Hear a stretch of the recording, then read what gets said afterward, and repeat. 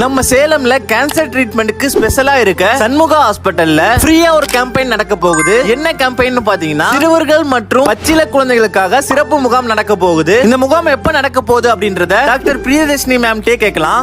வணக்கம், நான் சண்முகா ஹாஸ்பிட்டலேருந்து டாக்டர் பிரியதர்ஷினி, குழந்தைகள் நல மருத்துவர்.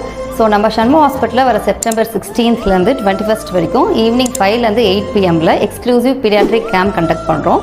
ஸோ இதில் 0 12 years வரைக்கும் இருக்கிற குழந்தைங்களுக்கு கம்ப்ளீட்டாக physical and mental development screen பண்ணுறோம்.